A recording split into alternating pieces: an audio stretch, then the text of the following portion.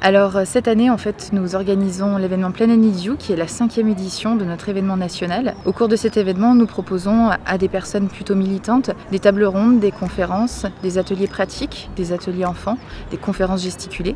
L'idée, c'est de faire de l'entre-soi, ne serait-ce qu'un week-end, pour pouvoir approfondir des sujets d'écologie.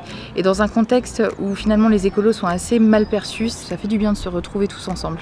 La résilience, en fait, c'est adapter son mode de vie par rapport à ce qui se passe, c'est-à-dire l'urgence climatique, comment notre société va évoluer et comment on peut s'adapter sans avoir de conséquences néfastes sur notre environnement et sur les autres. Ça touche absolument à tout ce qui nous constitue dans notre vie. C'est aussi bien notre alimentation, notre manière de vivre, c'est nos pratiques. Parce qu'à partir du moment où on vit, on a un impact sur l'environnement. Donc comment réduire cet impact et s'adapter à ce nouvel environnement, c'est ça la résilience. Il va y avoir plusieurs tables rondes, notamment il y a une table ronde sur la technologie, comment ça peut être un levier ou un frein à la transition écologique. On va avoir des tables rondes qui vont être sur la résilience alimentaire, c'est comment on peut s'adapter à un territoire en fonction de là où on habite, comment on peut s'alimenter. Des ateliers, alors notamment sur l'utilisation des plantes, des ateliers aussi sur comment les médias ont une influence sur notre vie.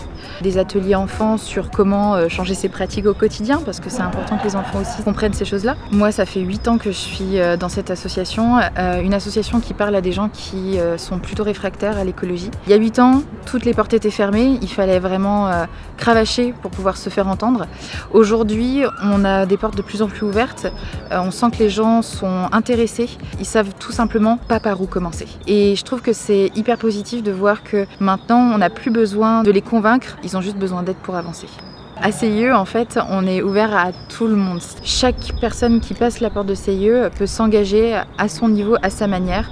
La ligne de cette année, pour nous, en tant que structure, c'est de continuer à se développer. C'est notre développement national. Actuellement, l'association est présente en Auvergne-Rhône-Alpes, mais se développe dans le Grand Est et sur Paris. Donc nous, on est sur une année où on va chercher en fait à renforcer les territoires sur lesquels on vient de commencer à s'installer.